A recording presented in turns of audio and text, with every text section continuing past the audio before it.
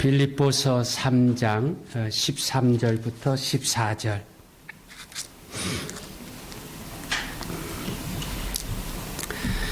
자, 제가 봉독합니다. 형제들아, 나는 아직 내가 잡은 줄로 여기지 아니하고 오직 한 일, 즉 뒤에 있는 것은 잊어버리고 앞에 있는 것을 잡으려고 표대를 향하여 그리스도 예수 안에서 하나님이 위에서 부르신 부름의 상을 위하여 달려가노라. 아멘. 네. 주의 성호를 찬양합시다. 할렐루야. 아멘.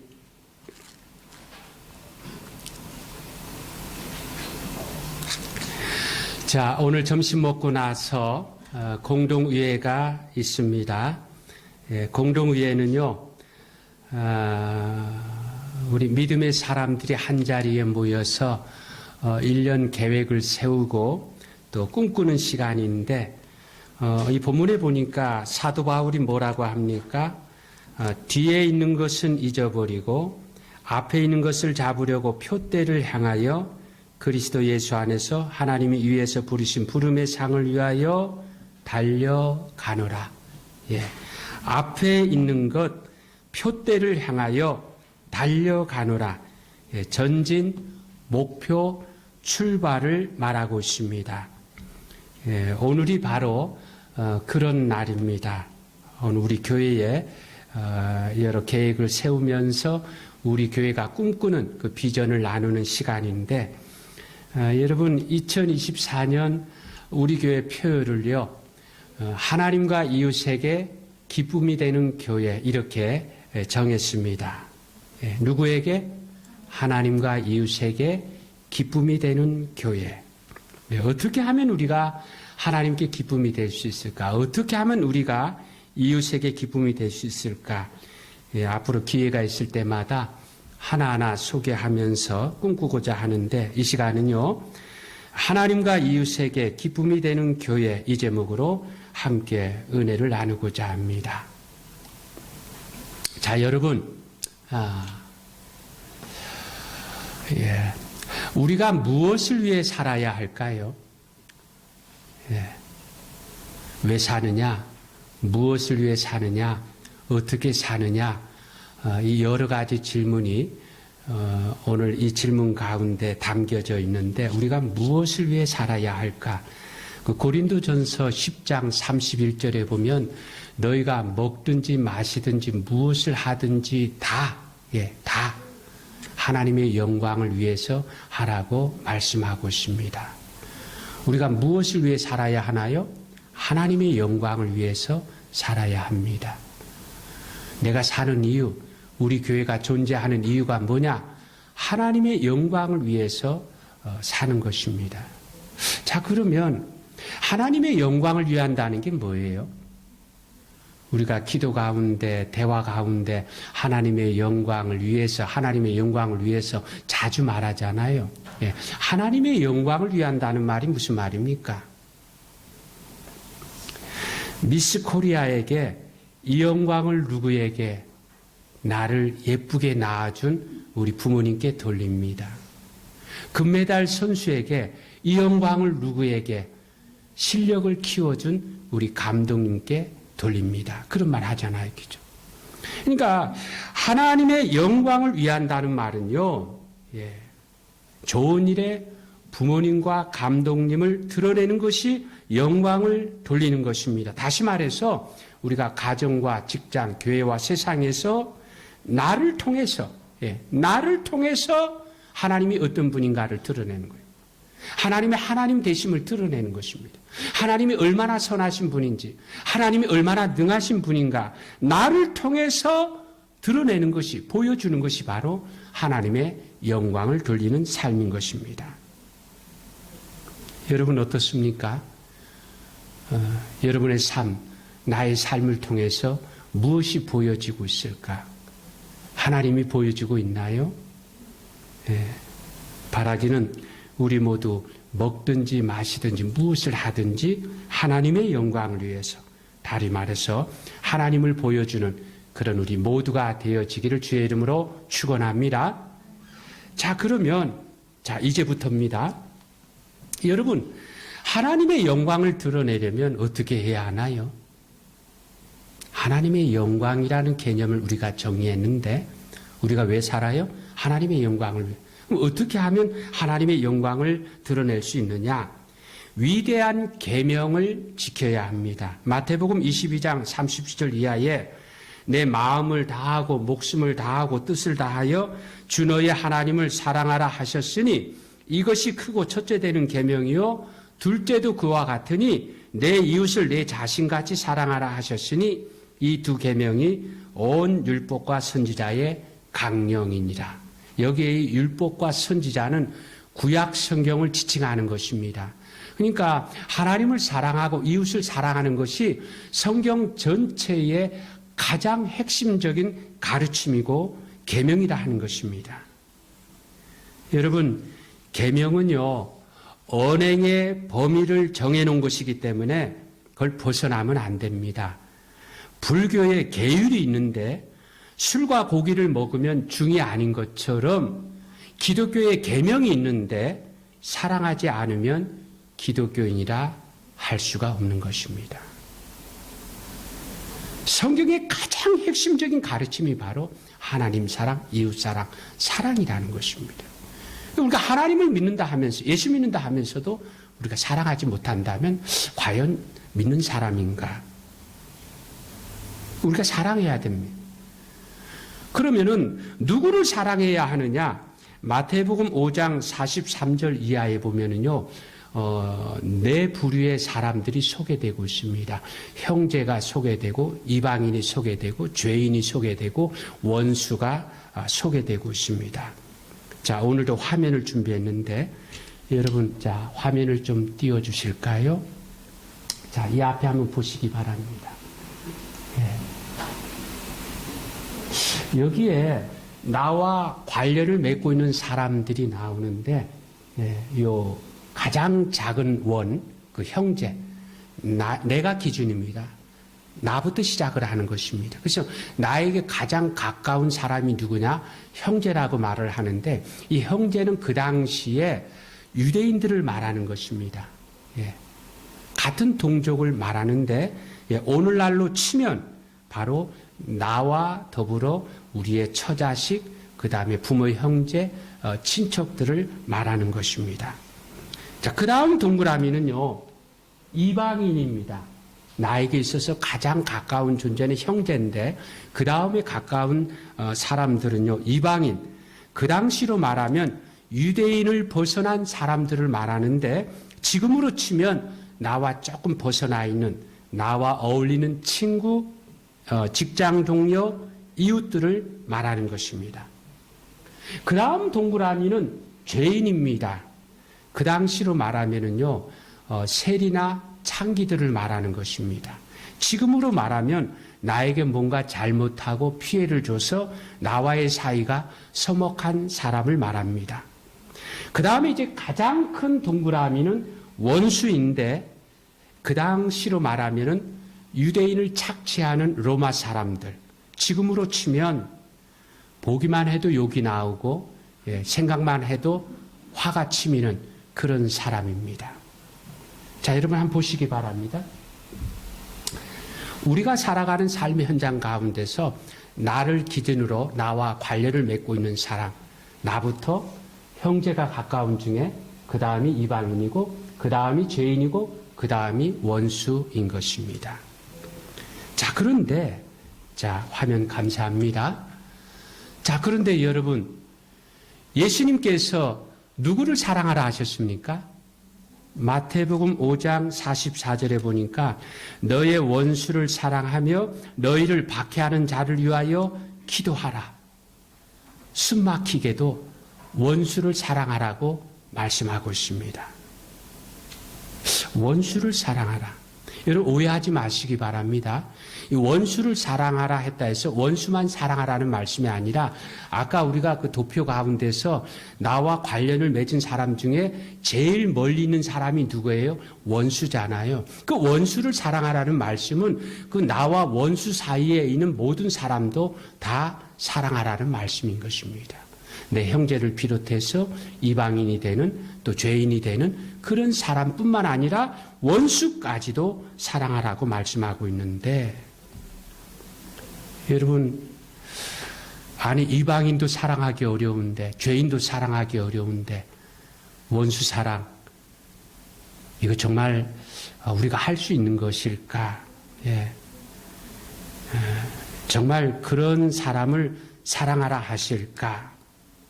여러분 원수 사랑은요 참 쉽지 않습니다. 혹시 여러분 가운데 그냥 막 생각만 해도 막 이렇게 믿고 화가 나고 억울하고 하는 그런 사람 있나요? 그런 사람 정도라면 예, 끄떡끄떡하네요. 예, 끄떡끄떡 안 하시는 분은 없어요? 예, 없는 분들은 참 행복한 분들입니다. 어떤 면에서는 인생 참 감사하게 산 거죠. 좀 짧게 살았는지 몰라요. 예. 인생 제대로 살다 보면요, 예, 뭐 원하든 원치 않았든 어떤 그런 일들이 벌어지게 되는데 이게요, 내가 원수다 하고 이렇게 규정하는 게 아니에요. 그냥 나의 전 인격적으로 그냥 그 사람만 생각하면 막 믿고 화가 나고 막 억울하고 막 그냥 이런데 어떻게 그런 사람을 사랑하라고 하시느냐? 사랑할 수 있으면 원수가 아닌 거죠, 그죠? 그러면은 예수님께서 사랑할 수 없는 사람을 사랑하라고 주문하는 것이냐? 아닙니다. 사랑할 수 있으니까 사랑하라고 말씀하시는 것입니다. 그러면은 어떻게 하면 우리가 사랑할 수 있느냐? 자, 우리가 하나님의 영광을 돌려드리기 위해서 어떻게 해야 된다고요? 계명, 사랑해야 된다고. 사랑하되 누구까지? 원수까지 그럼 어떻게 하면은 사랑할 수 있느냐? 마태복음 5장 44절 이하에 보니까 원수를 사랑하고 박해하는 자를 위하여 기도하라 이렇게 말씀합니다. 원수 사랑하는 것과 기도하는 것을 한 선상에 놓고 있습니다. 짝이라는 말입니다. 어떻게 하면 우리가 원수를 사랑할 수 있느냐? 기도하면 사랑하게 되고요. 사랑하면 기도하게 됩니다. 여러분 예수님께서 십자가 지시기 전에 어디에 가셔서 뭐 하셨죠? 겟세마네 동산에 가셔서 기도하셨잖아요. 예수님은요 하늘 위에서 노시는 분이 아니에요. 우리와 똑같은 인성을 가지신 분입니다. 믿기도 하고요, 뭐 괴롭기도 하고요, 고통도 느끼고요. 그럼에도 불구하고 겟세마네 동산에서 기도하셨기 때문에 우리를 위해서 기꺼이 십자가를 지실 수 있었다는 것입니다. 기도해야 됩니다. 기도해야 됩니다. 아마 그러면 아니 기도조차도 안 더 된대요. 그런 분도 계시죠. 그죠? 사실 그렇지 않습니까? 네, 기도조차도 안 될 때가 있습니다. 그럴 때는 어떻게 하면 좋을까요? 그럴 때는요, 우리의 마음이 좀 휴면 시간이 좀 필요한 거예요. 금방 안 돼요. 그죠? 말같이 그렇게 금방 안 돼요. 내가 기도하려고 해도 잘 안 되고 용서하려고 해도 잘 안 될 때는요, 우리의 마음에 좀 휴면 시간이 필요. 그럴 때 어떻게 하면 좋냐면, 여러분 아무도 없는 곳에 저 강가라든지 한적한 곳에 가서 그냥 마음으로 온갖 욕을 다 쏟아버리세요. 그냥. 네. 막 소리 내가지고 막 욕을 해도 괜찮아요. 괜찮아요. 전략상으로 그렇게 하라는 거예요. 전략상으로. 그래야 마음이 풀어지니까. 그래야 마음이 풀어지죠. 네. 마음 안 풀어져요. 그죠? 근데 이상하게 막 욕하고 나면은요, 이 마음이 이렇게 풀리면서, 전에 말씀을 드렸죠. 시편에 보면 막, 다윗이 막 저주도 하잖아요. 그죠? 하나님 나 억울합니다. 원수 갚아주세요. 막 이런 얘기도 하잖아요. 근데 결론은 뭐예요? 그렇게 하고 났더니 마음이 풀어져가지고요. 오직 주님밖에 없습니다. 주님만 나의 산성입니다. 그렇게 고백하잖아요. 그래서 우리의 마음 속에 사랑을 해야 되는데, 제가 일부 예배 드리면서 너무 이 원수 사랑에 대한 초점만 많이 강조한 것 같아서 뭐 원수 사랑은 이 정도 하고요. 그죠? 우리가 사랑을 해야 됩니다. 예. 여러분의 가족들, 여러분의 처자식, 부모, 형제, 예. 더불어서 어떤 이웃의 친구의 직장 동료의 사랑을 해야 됩니다. 사랑하지 않으면 기독교인이라 할 수가 없습니다. 사랑해야 됩니다. 그럼 어떻게 하면 우리가 사랑할 수 있느냐? 원수까지 사랑할 수 있느냐? 여러분, 이어서 45절에 보니까 아주 좀 의미심장한 그런 말씀을 하고 있는데, 이같이 한즉 하늘에 계신 너희 아버지의 아들이 되리니. 예, 이같이 한즉이 무슨 말이냐면 원수까지 사랑한즉 우리가 하나님의 아들이 된다고 이렇게 말씀하고 있어요. 근데 여러분, 이 하나님의 아들이 된다는 이 말의 의미가 뭘까?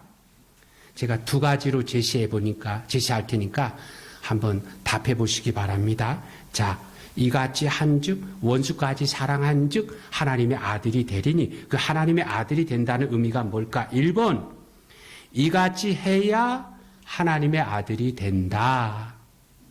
2번, 이같이 해야 하나님의 아들이다. 어느 게 맞는 것 같아요? 좀 헷갈립니까? 질문을 바꿔볼까요? 1번, 하나님의 아들이 되기 위해서 사랑하라. 2번, 하나님의 아들이 되었으니 사랑하라. 뭐가 맞아요? 오히려 더 헷갈리지 않나요? 아리송하죠? 예.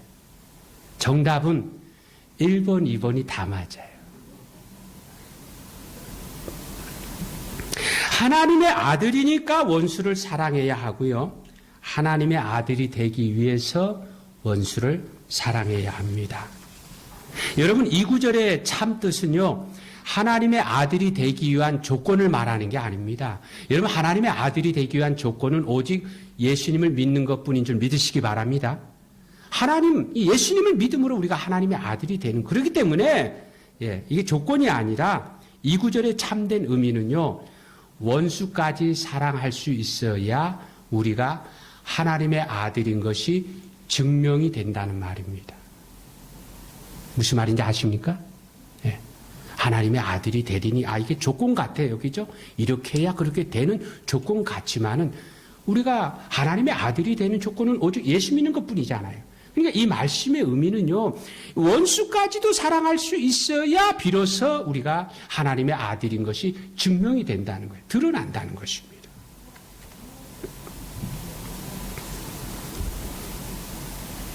여러분, 하나님께서 우리를 언제 사랑하셨느냐? 성경에 보니까 우리가 죄인 되었을 때, 우리가 원수 되었을 때, 그때부터 하나님께서 우리를 찬송가에도 그랬잖아요.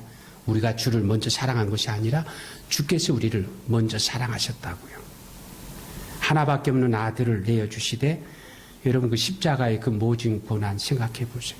육적인 고통, 정신적인 고통, 영적인 고통, 얼마나 극심한지, 얼마나 극심한지. 죽임까지 다 당해주셔서, 그래서 내 죄가 다 씻김 받고요, 내가 마귀의 종에서 하나님의 양자가 된 것입니다. 이게 무슨 말이냐면, 오늘 우리에게는요, 엄청난 사랑이 묻어있는, 나는 어떤 사람이냐면 하나님의 엄청난 사랑이 묻어있는 그런 사람이라는 것입니다. 여러분, 살아가면서, 여러분 오늘 이렇게 예배 드리면서 아마 평소에 입지 않는, 내가 조금 돈 들여가지고 조금 아주 괜찮은 옷을 입고 이렇게 오면은요, 그 옷을 덧입은 것만 가지고서도 내가 뭔가 됐냐, 약간 그런 거 있잖아요. 그죠? 그런 것처럼 우리가 뭘 덧입었어요? 하나님의 사랑을 덧입은 사람이에요. 하나님의 사랑을요. 하나님의 사랑이 오늘 우리 가운데 묻어 있어요. 우리가 하나님의 사랑을 덧입은 그런 사람이라는 것입니다. 그렇기 때문에 오늘 우리는요, 자기 자신을 사랑할 수 있어야 됩니다. 오늘 우리 가운데 보면은 자기 자신인데도 자기를 사랑하지 못하는 사람들이 있습니다. 여러분 어떻습니까? 여러분 자신을 사랑하고 있습니까? 잘 사랑하지 못할 때가 많이 있죠. 왜 그렇습니까? 여러 가지 상처와 아픔이 많아서 그렇고요. 내 자신이 초라해서, 내 자신이 무능해서 내가 나를 사랑하지 못할 때가 많이 있는데, 여러분 원수까지 사랑하려면 먼저는요, 내가 내 자신을 사랑할 수 있어야 됩니다. 근데 어떻게 내 자신을 사랑할 수 있느냐? 우리가 내 자신을 사랑하라 할 때에 나의 옛사람을 사랑하라는 게 아니고, 맨날 막 간사하고 실수도 많고 실패도 많는 자꾸 욕심에 세상 것에 그렇게 치닫는 그런 옛사람을 사랑하라는 것이 아니라 하나님의 사랑이 묻어있는 그 나를 사랑하라는 것입니다. 그 나를 나로 이렇게 존중하라는 것입니다. 나는 누구예요? 하나님의 사랑이 나에게 묻어요. 예. 하나님의 사랑이 우리를 구원해서 하나님의 사랑이 이 세상을 밝게 하나님의 사랑이 얼마나 놀라운 이 하나님의 그 하나님의 사랑을 내가 덧입었고요. 그 하나님의 사랑을 내가 덧입고 있다는 거예요. 그래서 내가 보통 존재가 아니에요. 보통 존재. 예수님께서 이 원수 사랑 이게 뭐 말처럼 쉽습니까? 아무리 하려고 해도 되질 않아요. 되지 않아요. 근데 예수님께서 왜 원수를 사랑하라 하실 때 우리가 할 수 없는 것을 주문하신 게 아닙니다. 할 수 있습니다. 근데 할 수 있는 그 비결이 뭐냐면요. 내가 나를 사랑하는 거예요. 내가 나를 존중하는 것입니다. 여러분 인간적으로 볼 땐 내가 초라하고 무능하지만은요. 믿는 그죠? 하나님의 자녀로 믿음을 가지면 그죠? 말씀을 가지고 나아가면 오늘 우리 안에 놀라운 그런 역사가 일어나는 줄 믿으시기 바랍니다. 예수님 뭐라 했습니까? 너희는 나보다 더 큰 일을 한다고 말씀하고 있습니다. 우리에게 엄청난 가능성을 그렇게 약속하셨습니다. 인간적으로 세상적으로는 원수 사랑 못하죠. 그렇지만 우리가 믿음 안에서 그죠? 주의 사랑 덧입으면 내가 얼마나 큰 사랑을 받았는가 그것을 붙잡으면은요 어떤 인간의 사랑으로 못하지만 하나님의 사랑으로는 누구나 사랑할 수 있는 줄 믿습니다. 나는 예전에 내가 아니야. 나는 원수까지도 누구나 사랑할 수 있는 사람이야. 그렇게 내 자신을 높여주면 원수도 사랑할 수 있는 마음이 생기게 됩니다. 하나님의 사랑으로 할 수 있고 하나님의 자녀라는 자부심으로 하게 되는 것입니다.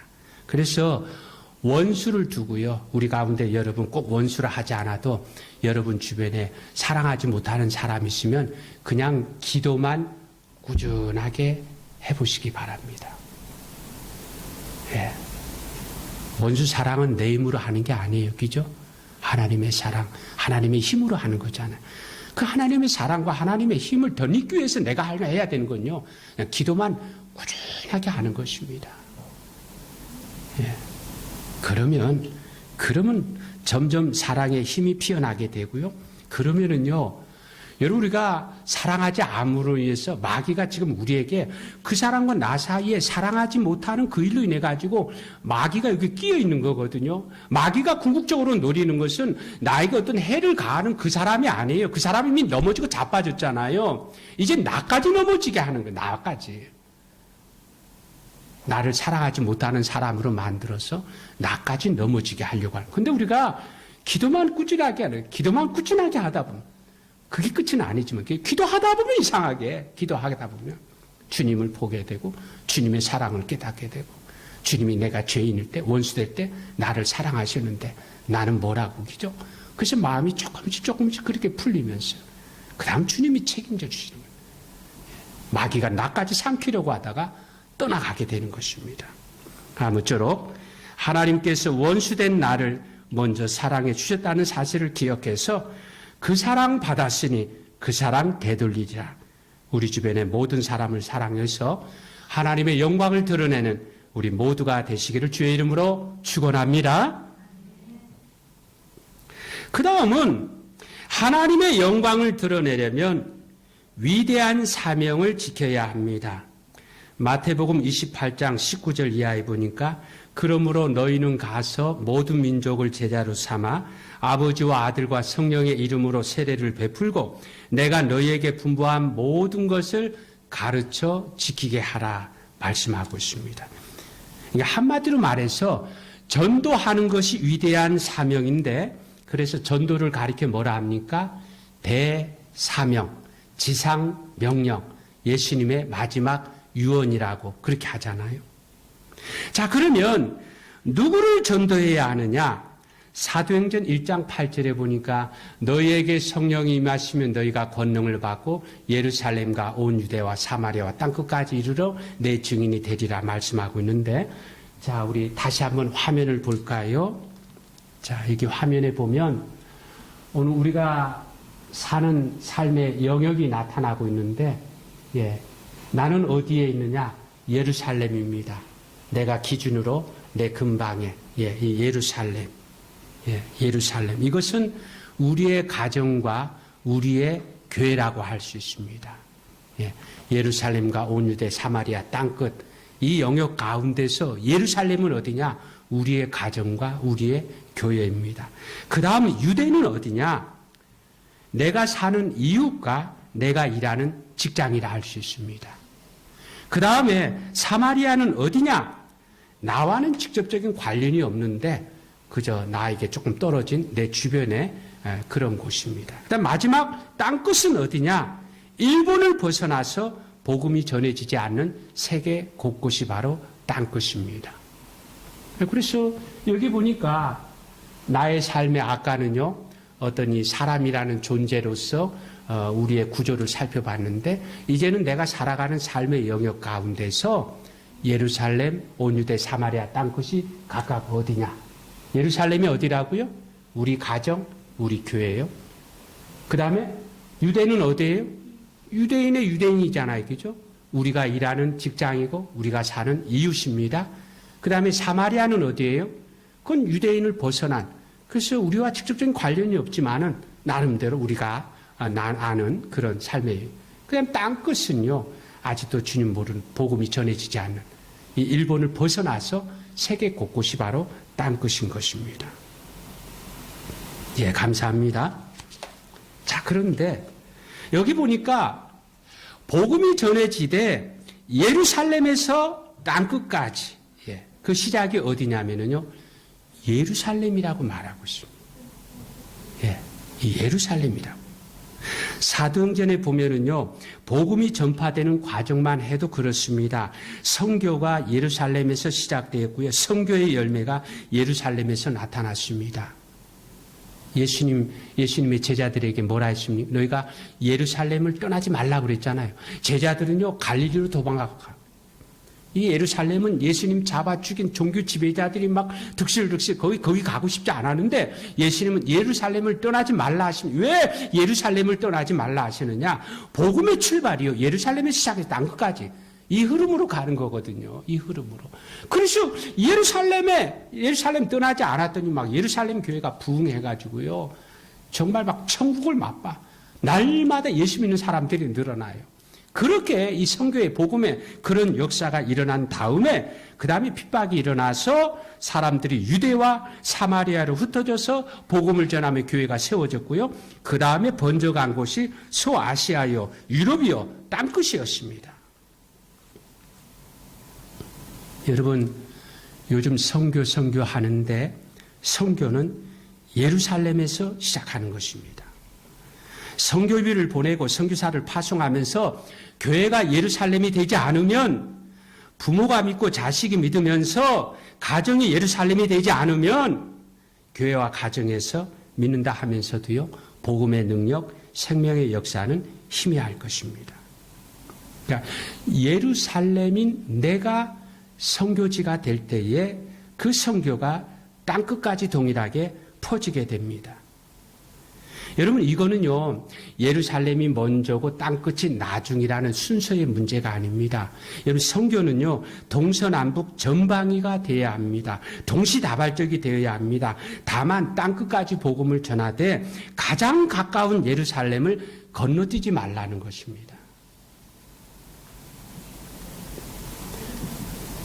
여러분, 션이라는 한국의 연예인인데, 진우 션이라 하기도 하고 그냥 션이라 하기도 하는 분을 아실 겁니다. 예, 배우 정혜영하고 결혼한 분이고 크리스찬이고 막 마라톤 같은 이벤트로 막 기부도 많이 하고 봉사도 생각 안 나십니까? 생각나시죠, 그죠? 예, 그분이요, 얼마 전에 그 아들 둘, 딸 둘을 뒀는데 아들 둘 데리고 연탄 나르는 그 봉사를 했거든요. 그러면서 그 자식에 대한 기도 내용을 소개했는데 뭐라고 한 줄 아십니까? 하율아, 아빠는 너 하나가 이 세상에서 잘 되는 것보다 너 때문에 이 세상이 잘 되기를 바라고 기도한단다. 참 이 구절을 이렇게 읽으면서 참 이렇게 마음에 아빠는 너를 위해서 기도할 때에 너 하나가 세상에서 잘 되기를 위해서 기도하지 않고 너 때문에 세상이 잘 되기를 위해서 기도한다. 예, 그렇게 기도 내용을 소개한 것을 읽으면서 제 마음이 굉장히 감동이 되더라고요. 예, 너 하나가 이 세상에서 잘 되는 것보다 너 때문에 이 세상이 잘 되기를 바란다. 전도와 선교가 예루살렘인 나부터, 예, 천국이 예루살렘인 우리 교회부터 이 순서를 잊지 말아야 됩니다. 내가 천국이 되면 내 주변이 변하는 것입니다. 저는 그 현의 이야기를 이렇게 읽으면서 더더욱 제가 감동스러웠던 점은 뭐냐면요. 그런 게 이렇게 먹힌다는 거 있잖아요. 먹힌다는 거. 그렇지 않습니까? 그 내용을 이렇게 들어보면 굉장히 감동적인 말인데, 부모가 자식에게 그런 말을 할 때 그런 게 이게 먹힌다는 얘기죠. 보통 우리가 내가 믿는다고 하지만 자식에게 이렇게 말할 때 말은 참 꼭 해야 될 말이고 필요한 말인데도 이게 잘 먹히지 않을 때가 있잖아요. 그렇죠? 근데 그 가정은 그런 말이 이렇게 먹힌다는 게 굉장히 이게 뭘 말해주고 있나요? 바로 엄마 아빠가 믿는 사람으로 예루살렘이 되었기 때문에 그 예루살렘을 통해서 유대와 사마리아 땅끝까지 하나님의 이 복음의 역사가 펼쳐진다 하는 것입니다. 여러분, 이 말을 들으면서 여러분 가운데 아마 뜨끔하지 않은, 부끄럽지 않은 분은 없어요. 저도 마찬가지입니다.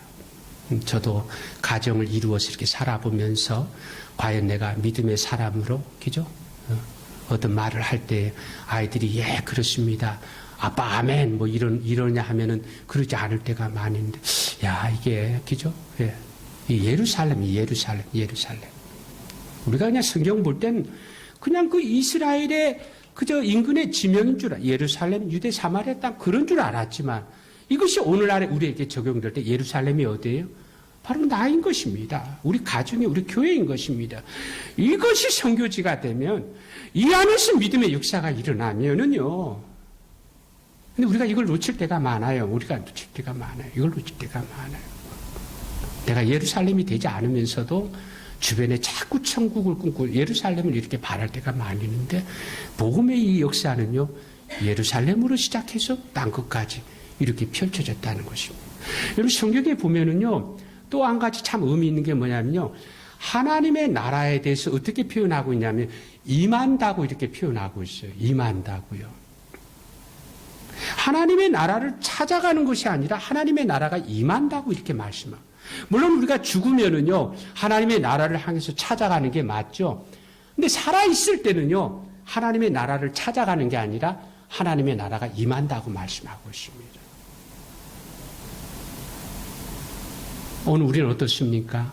우리가 살아가면서 여러 가지 힘들고 어려울 때마다 아유, 막 그냥 왜 이렇게 사는 게 이렇게 힘들고 지겹고 막 그렇게 구차한지. 그래갖고 막 그냥 난 여기 싫어. 나 일하기 싫어. 그러면서 뭔가 모르게 어디 천국이 없나 하면서 뭐 직장도 옮기고 어떤 뭐 여러 가지도 옮기고 하면서 이런 부분에서 자꾸 천국을 찾아가려고 하는데, 성경 말씀은 우리에게 말씀하기를요, 우리가 죽어서야 천국을 찾아가는 거죠. 살아있을 때는요, 너희가 하나님의 나라가 임하였다고 이렇게 말해요. 회개하라, 천국이 가까웠는지라 이렇게 말씀하고, 천국이 우리에게 임했다고 말씀하고 있는 것입니다. 이게 중요한 것입니다. 그러므로 오늘 우리들의 마음속에 내가 어떤 것이 힘들고 괴로워서 왜 이러지 하면서 의문이 많이 쌓여서, 그래서 자꾸 그런 부분을 해결하되 뭔가 이렇게 바꾸고 변화를 주고 떠나고 도망가고 해서 내가 천국을 찾으려고 했던 그런 마음이 있다면요, 그게 아니라 어떻게? 천국은 뭐예요? 임하는 것입니다. 임하는 것입니다. 우리의 삶이 힘들고 어려워도 내가 예루살렘이 되어서 천국을 만들어가는 것입니다. 지옥 같은 부부 생활, 이혼한다고 천국이 아니라 내가 죽으면 희망이 보일 것입니다. 탄광 같은 회사 생활, 이직한다고 천국이 아니라 새로 시작하면 달라질 것입니다. 내가 예루살렘입니다. 내가 선교되어야 땅끝까지 선교가 되는 것입니다. 여러분, 찬송가 가사, 그런 가사 있죠. 멀리 가서 이방 사람 구원하지 못하되 내 집 근처 다니면서 건질 죄인 많도다 했습니다. 아무쪼록 올 한 해 여러분, 하나님과 이웃에게 기쁨이 되는 그런 삶을 살고자 할 때 우리가 자꾸 다른 데서, 그죠? 다른 데서 어떤 원인을 찾고 이유를 삼아가지고 원망하고 불평해 왔다면 그런 걸로 하나님과 이웃의 기쁨이 될 수 없어요. 예루살렘인 내가 먼저 막 신이 나야 돼요. 내가 먼저 뜨거워져야 돼요. 그러면 예루살렘을 통해서 유대와 사마리아 땅끝까지 하나님의 역사가 펼쳐질 것입니다. 아무쪼록 주님을 가까이 하고 예배를 가까이 하고 성령님의 음성을 놓치지 말아서 선교적인 역량을 발휘해서 위대한 사명을 감당하는 우리 모두가 되시기를 주의 이름으로 축원합니다. 결론을 맺습니다. 우리가 존재하는 목적, 우리 교회가 존재하는 목적이 하나님의 영광을 위해서라 했습니다. 하나님의 영광을 드러내려면 위대한 계명, 하나님과 이웃을 사랑하되 원수까지 사랑하려고 해야 하고요. 하나님의 영광을 드러내려면 위대한 사명, 땅끝까지 복음을 전하되 예루살렘인 나부터 시작해서 내 가정, 우리 교회가 먼저 선교지가 되어야 한다 했습니다. 아무쪼록 위대한 계명과 위대한 사명으로 위대한 교회를 만들어서 우리 더욱 사랑하고 더욱 전도하여 우리 교회 천국으로 만들어가는 우리 모두가 되시기를 축복합니다. 스가랴 3장 17절에 보니까 너의 하나님 여호와가 너희 가운데 계시니 그는 구원을 베푸실 전능자시라. 그가 너로 인하여 기쁨을 이기지 못하시며 너를 잠잠히 사랑하시며 너로 말미암아 즐거이 부르며 기뻐하시리이다. 하나님이 우리를 보실 때에 기쁨을 이기지 못하는 거예요. 여러분의 손자들 이렇게 볼 때에 여러분 사랑하고 여러분이 아끼는 사람들 볼 때에 그냥 막 이렇게 기죠. 마음이 그렇잖아요. 하나님이 오늘 우리를 향해서 기쁨을 이기지 못한다고. 그래서 아무쪼록 우리가 하나님과 이웃에게 기쁨이 되는 비결 아주 간단하게 여러분 강조합니다. 하나님과 이웃에게 기쁨이 되는 비결이 뭐예요? 바로 사랑하고 전도하는 것입니다. 올 한 해 우리 모두 더욱 뜨겁게 사랑하고 더욱 열심히 전도해서 주님이 우리의 기쁨이 되고 우리가 주님의 기쁨이 되는 그런 우리 모두가 되어지기를 주의 이름으로 축원합니다. 아멘. 기도하겠습니다.